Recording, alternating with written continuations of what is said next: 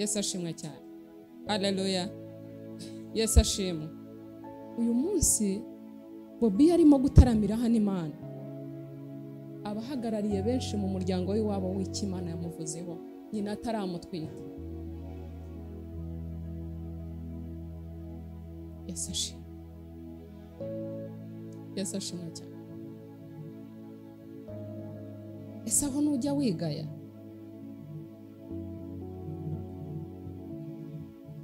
Ese aho nujya wumva ko hari mu gihe bya bindi wifuza kamere bya bindi twebwe turarikira nibyo twita ko ari iby'Imana yatwimye cyangwa se dushaka we cyangwa se twebwe dushaka. Yesu ashimwe.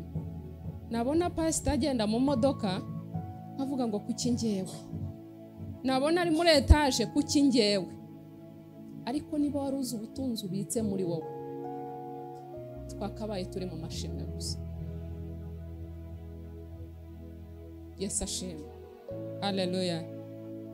Twakabaye turi mu mashimwe. Ubutunzi bwa mbere. Haleluya. Ubutunzi bwa mbere tugendana ni imibanire yawe n'Imana.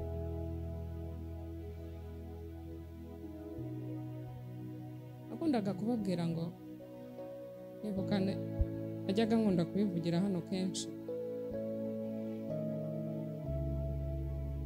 mvuga ngo hahirwa umuntu ukiranuka aho pasiteri atamureba.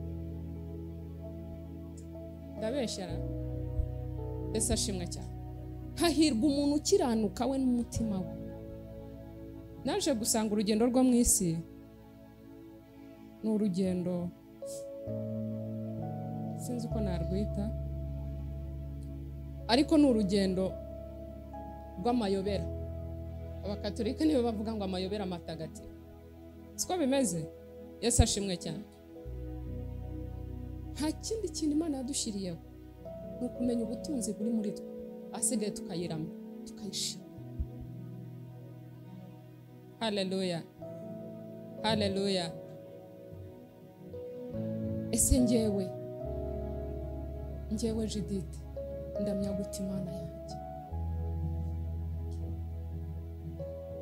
Yesu ashimwe.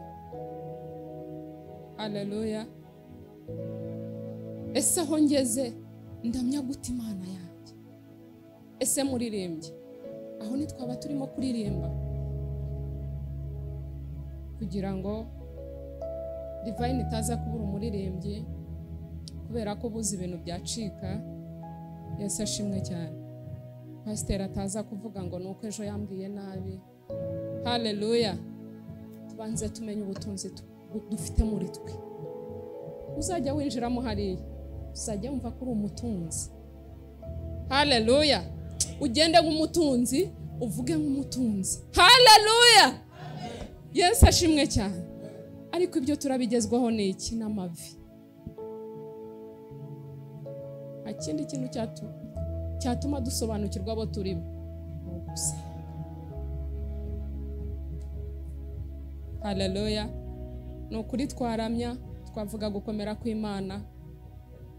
Yesu ashimwe cyane. Twavuga Imana twabonye kuri runaka, twavuga Imana twabonye muri divine. Ariko gusenga nibyo bikwigisha ijambo. Pasiteri yatwigishaga hahandi, sinzi niba mukihigira. Muracyahajya? Mwarimutse? Ariko nibura muri gase kwa gatatu no kwa gatanu? Kwa gatanu gusa. Haleluya. Yesu abaho umugisha. Ariko ibaze ngo ese ibyo niga hari uwo mbigezaho? Ese ubutunzi mfite hari uwo mbubwira? Yesu ashimwe. Nubona kuwa gatanu nta muntu ujyanye kugira ngo amenye ibyo wamenye, we n'umutima wawe ujye wigaye. Nubona ku cyumweru winjiyemo hari uri wenyine, nukuri ujye winenga mu mutima wawe, kubera ko ubutunzi ubitse nta muntu urimo kubuha. Yesu ashimwe cyane. Ese Yesu yaza kumanuka akareba umubabaro wacu, akareba umubabaro wari umumanuye w'ibyaha byuzuye mu isi, w'umwanda twisize, wo kudakiranuka na gato. Haleluya. Iyo aza kumanuka yagera mu isi, by'isi bikamutera ubwoba, akabona inkona azakubitwa, akabona ibibazo azanyuramo, yarangiza akavuga ati rero nanjye ninjiye mu isi kandi ngomba gukora iby'umwana w'umuntu. Si byose niyaciye mu nzira twebwe tunyuramo. Haleluya. Iyo aza kubitekereza akavuga ati Mana nanjye banza umbabarire, akihana ku giti cye, akiga ku giti cye, akavuga ku giti cye, twajyaga kumwigiraho iki? Yesu ashimwe. Ese hari ikintu twajyaga kumwigiraho? Haleluya.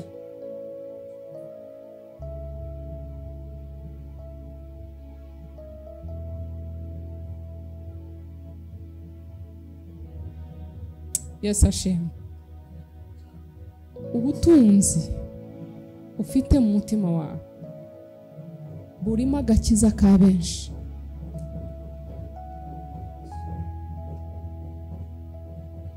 Ya magambo meza, ya yandi ujya wibwira mu gicuku cya ninjoro, ya yandi.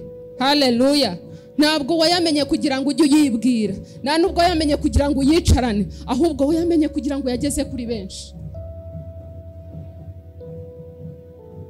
Niba uzi ko hari ibyo uzi ukaba nta muntu n'umwe urabwira ibyo wamenye, ngo nibabona Jose avuga, umukatolika avuga ati jyewe nabonye Imana ya Jose, umuyisilamu ahagarara avuga ati jyewe narayibonye. Jose mu bakristo bariho muri iyi si, Jose afite Imana. Kubera iki? Hari icyo yamubonyeho. Mureke tureke kwicarana ibyo ubutunzi dufite. Twebwe turi abatunzi. Haleluya. Yesu ashimwe. Haleluya. Wibibika kugira ngo uzaze ubibwire divine irabizi, ariko hanze abantu bararushye. Yesu ashimwe cyane. Urabona umuntu muri karuvati, ukabona umuntu atwaye Benz, ariko nshuti yanjye mwaganira ukavuga uti Yesu habwe icyubahiro ko wanuye no mutwaro. Haleluya. Umuntu utazi Kristo ararushye. Wowe umuzi urimo kumufasha iki? Yesu ashimwe cyane. Haleluya. Ndashima Imana, ndabizi ndarondogora pastor, kandi n'imyaka irabinyemerera ndashaje. Yesu ashimwe cyane. Haleluya. Ariko icyo nshaka kubabwira nshuti zanjye, bavandimwe, Yesu yavuze neza ngo abo turi kumwe hano, aba nibo bavandimwe, nibo ba data na mama. Haleluya. Impamvu yabivuze ni iki? Nuko iyo urenze uriya muryango, haleluya, wakabaye wowe n'umutima wawe n'ubwenge bwawe, intebe wicayemo wakabaye uvuga uti iyi ntebe ndicarana nande. Ukumva umuntu ugiye kukwegera ni mwene so, umuntu ugiye kukwegera ni umuntu udasanzwe, musangiye amaraso adasanzwe. Yesu ashimwe cyane. Abandi bitwa ko basangiye amaraso bakaryana. Haleluya. Ariko wowe hari ibyo wataye, nanjye hari ibyo nataye. Twaje mu nzu y'Imana, turabavandimwe ku kihe kigero? Dusangiye ayahe maraso? Yesu ashimwe cyane. Haleluya. Haleluya. Ese urimo kwiyumvamo ubutunzi ufite mu mutima wawe?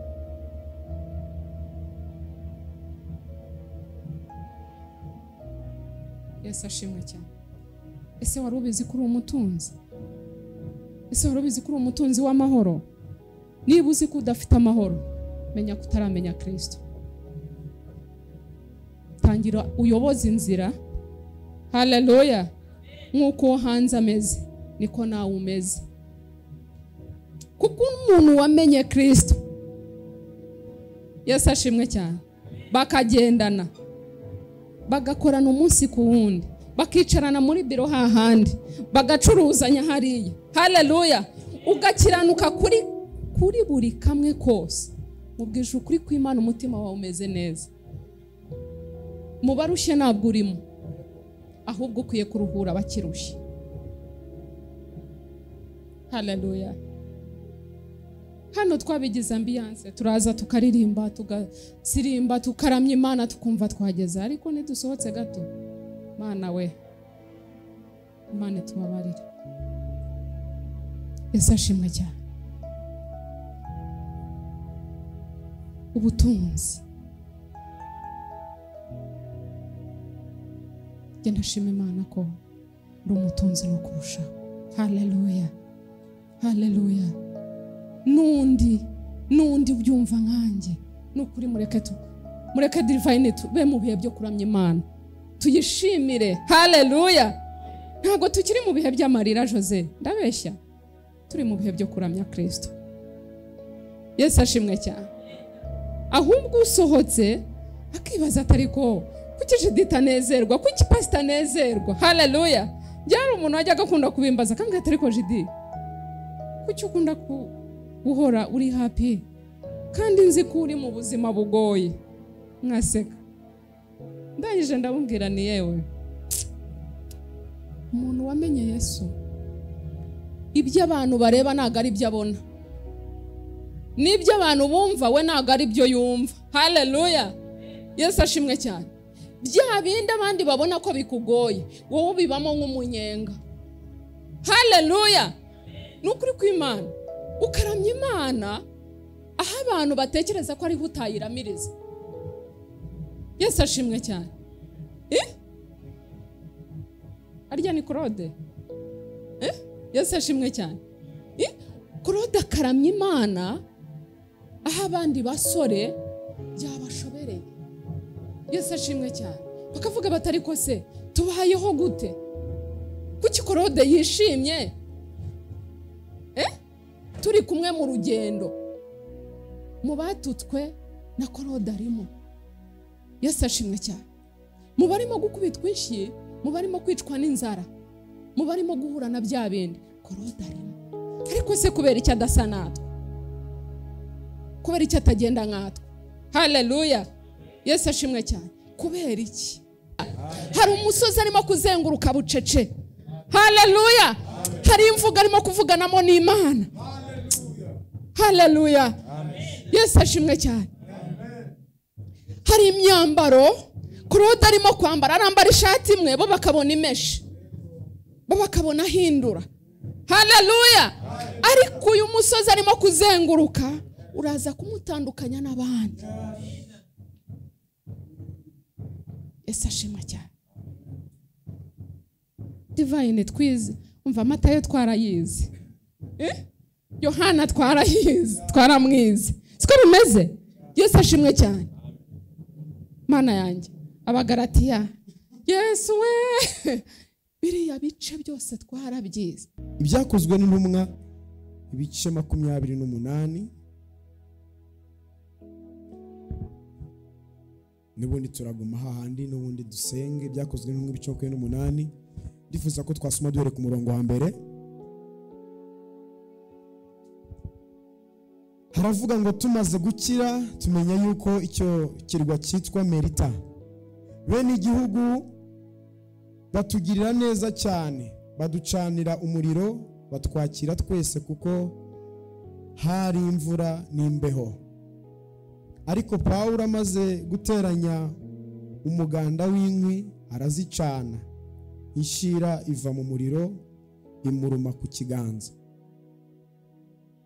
Bene igihugu babonye icyo gikururuka kirereta ku gikonjo cye, baravugana bati, ni ukuri uyu muntu n'umwicanyi.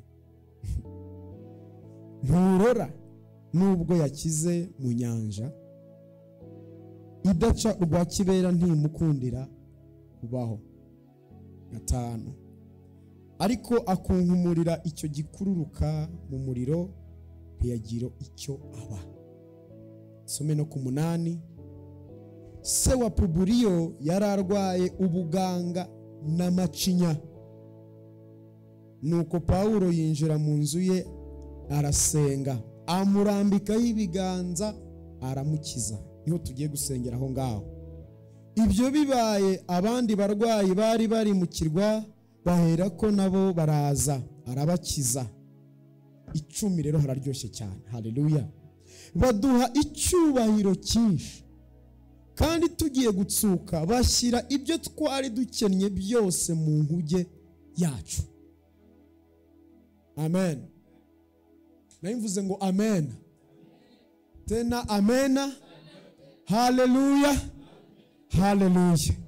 Murakoze. Reka dufate umwanya wo gusenga. Dusengere wenda mu byo Imana tuganirije, icyo Imana yashyize ku mutima wawe nanjye tugisengeremo. Ariko iri jambo dusomye murabizi ko nicyo gice cya nyuma gihera ibyakozwe n'intumwa, ariko ntabwo ari cyo kirangiza ku buzima bwanjye n'ubuzima bwawe. Igice cya 29 buriya ni icya Judite, ni icya Eric, ni icya Bobo. Bobo ni icya 30 na kangahe na rimwe, François ni 30 na kangahe, David ni 30 na kangahe, Itanga Ishaka, Jemima, Ukundwa, Réponse,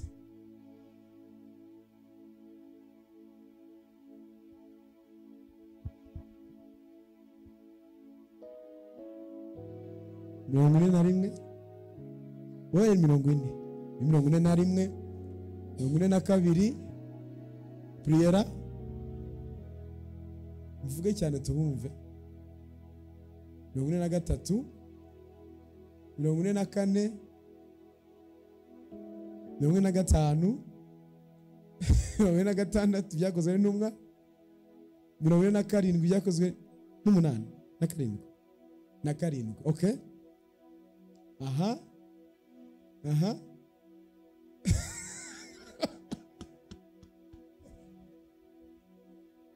Okay. Aha.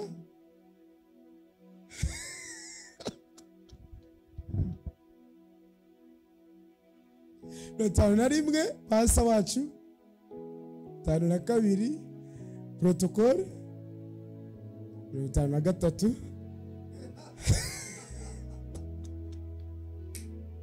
Etana kandi komera Imana amashi. Ubwo 28 dukuyemo 54 dukuyemo 8 hasigara kangahe? 26. Ibyo bice byose ni ibyacu twebwe dusigaye aha ngaha. Muri Kristo ntabwo higeze havukamo umuntu woroheje, uciye bugufiya, ukugirirwa impuhwe, uteye agahinda, urushye, udashoboye.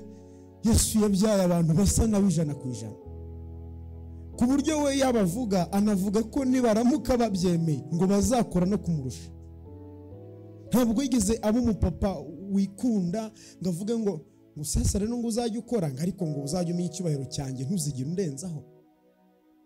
Abashumba benshi banga umuntu barusha amavuta, uvuga uti rero nubwo se ari ngiye gushumya, ariko attention ukazajya ukabya.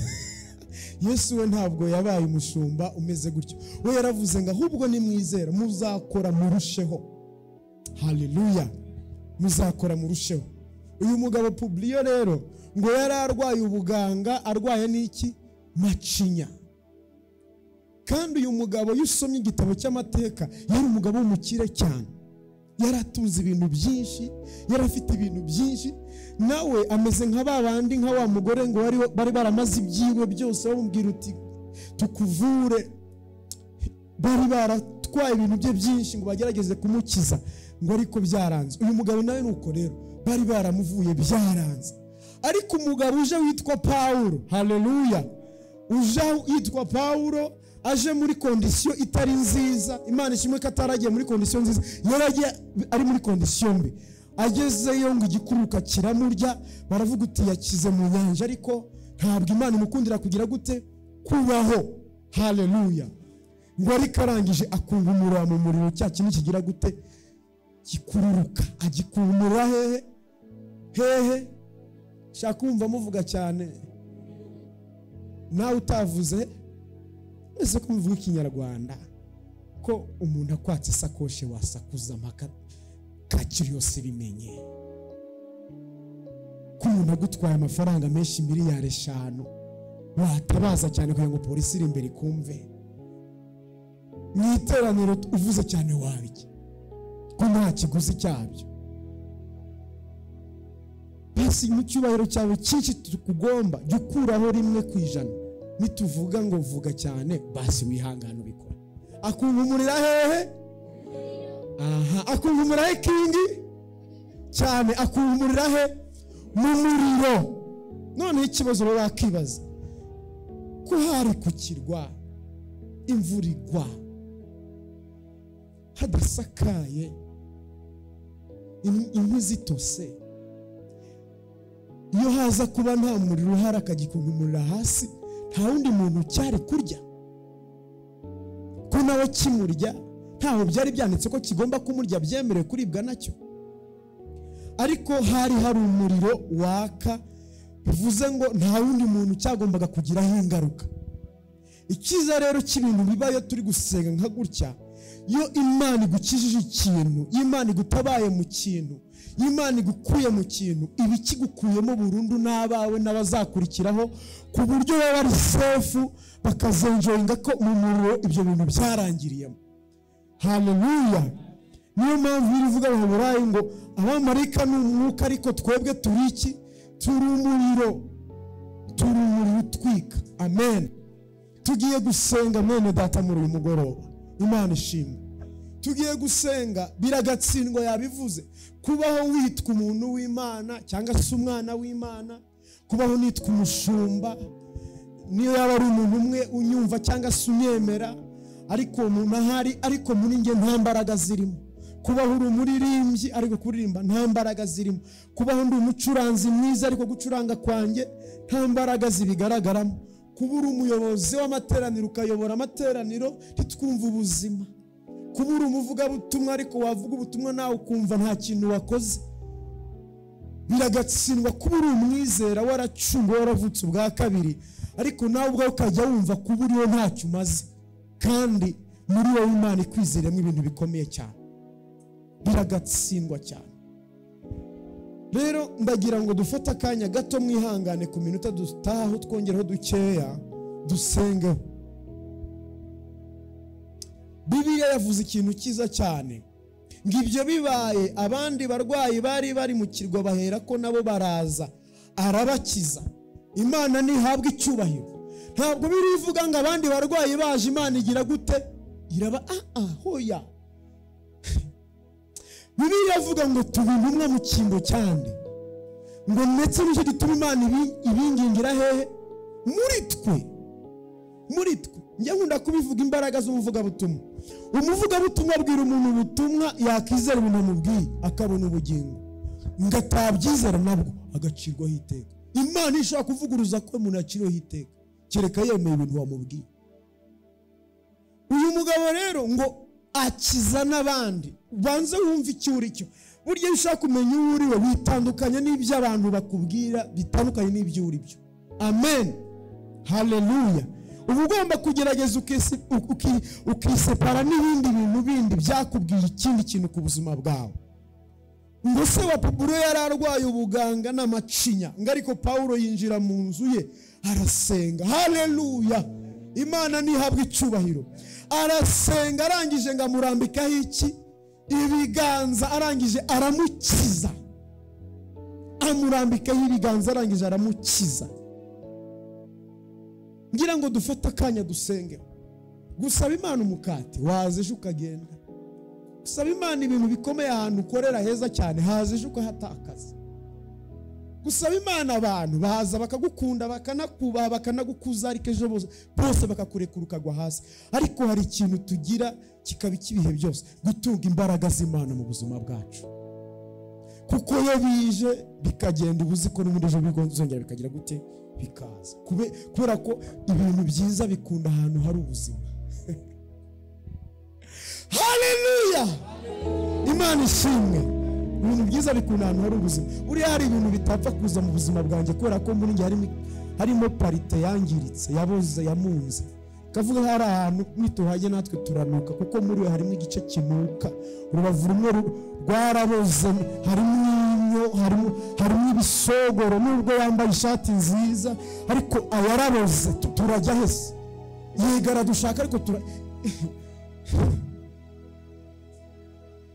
none nkajya nirirwa nsenga mvuga Mana uri hehe kutabikora, kumbe ngenda mu bubore muri ngewe kubwa wa mugaba w'ingabo n'Imana. Narabuze, naramunzwe, kandi nta muntu akemera kabimbwira. Niyo hari umbwiye uti nyamara ufite iyi defo mbitanjugunyiririya kuko ndumva nararenze urwo rwego, narenze ihaniro. Mwuka yavuga nkumva si ngombwa, singe n'undi uri inyuma yanjye. Kumbe ibyo ndi gusengera ntabwo ari uko ntabifite, ariko birinjira he ko hanuka kari mu mwanda. Yararwaye ubuganga, arwaye macinya, ariko ari umutunzi, yarafite ibintu byose. Namani yari umugaba w'ingabo ariko muri we harimo ikibazo. Inzoka ngiruma Paulo arangije aravuga utoke mwe muzi ko ndi bupfe, ariko haleluya muri twe harimo ubuzima. Irumye umuntu ufite ubuzima muri we. Amen. Kuba yari Paulo ukomeye cyane wagenze dimension z'umwuka, iya mbere, iya kabiri, ya gatatu, ntibyakuyeho inzoka imuruma, yaramurumye, ariko ubumara bw'inzoka ntibwagize ububasha ku buzima bwa Paulo. Icyo nicyo cyitwa kuba igisonga cya Kristo. Haleluya. Ngo abantu badushaka kuba ibisonga byiza byande bya Kristo. Byeguriwe iki? Byeguriwe ibintu by'ubumana. Abantu badushaka kuba ibisonga byiza byande bya Kristo. Haleluya. Haleluya. Ese twasenga ku 10 hano no bavuze ibintu biryoshye umuntu wese hano yakunda, nanjye ndumva mbishaka. Ngo baduhe icyubahiro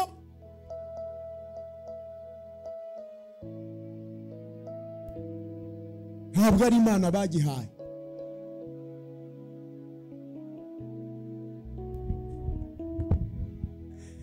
Ngo baduhe icyubahiro cyinshi, kandi tugiye gutsuka bashyira ibyo twari dukennye byose hehe mu nkuge yacu. Narimo nibaza ngo inkuge wasanga ari umuryango wawe, hari umuryango wanjye. Nyuma yuko Paulo akijije indwara, haleluya, nyuma yuko igikuruka kimurumye, haleluya, nyuma yuko abantu bavuze uti sha yakize biri ariko ibi ntabikira, nyuma yuko akijije uburwayi, ngo babahereza iki? Icyubahiro. Donc hamwe bari barasuzuguye bakagira igisuzuguro, ni naho hantu bakirira icyubahiro. Ngo bamaze kwakira icyubahiro, ngo nibyo bari bakennye byose babishyira mu nkuge yawe. Muhaguruke dusenge. Muhaguruke dusenge. Yes. Dusenge. Muri abakozi b'Imana mukomeye cyane kandi muzagera kure cyane. Sinjye uzahabageza ni Kristo, ariko birasaba ngo musabe namwe izi mbaraga zitugereho. Hari ahantu uzigera usange papa niba umugira ntabwo ari buze, mama byaramucanze, mukuru wawe usange wapi, musaza wawe usange wapi, oncle wawe usange wapi, usanga aho hantu ikintu kiri buhagukure gusa ni imbaraga z'Imana ziri mu buzima bwawe. Ndagira ngo dufate akanya gatoya, izo mbaraga zari ziri muri Kristo, biravuga ngo umenye ubwishi bw'imbaraga z'Imana izo ihatwebwe. Haleluya.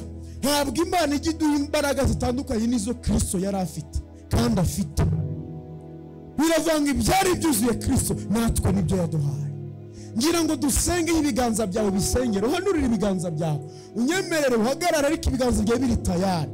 Ntabwo ibiganza byacu ari ibyo gusuhuza abantu, nubwo gusuhuza ari igikorwa cy'urukundo, ni ibyo gukiza abantu, ni ibyo gutanga ubuzima, ni ibyo gutanga kubaho. Hari imiryango ifungurwa gusa nuko amavuta y'Imana yaba yakitive mu buzima bwawe. Hari imigisha igikunda gusa nuko umuntu afite imbaraga zitamenyerewe. Hari icyubahiro umuntu ahabwa n'urwego rw'iby'Imana yakoresheje ubuzima bwiwe. Hari amasezerano asohozwa gusa nuko hari taske twaranjije gukora. Ntabwo ibintu byose tubisengera, hari ibyo turi gukora icyo Imana dushakaho bituyoboka. Pawulo nitubona asengera icyubahiro, nitubona agira ngo avuge ngo Mana hari ibyo nyennye, ariko yakoze umurimo we, Imana ayikora umurimo wayo iciye muri bandi bari bamusuzuguye.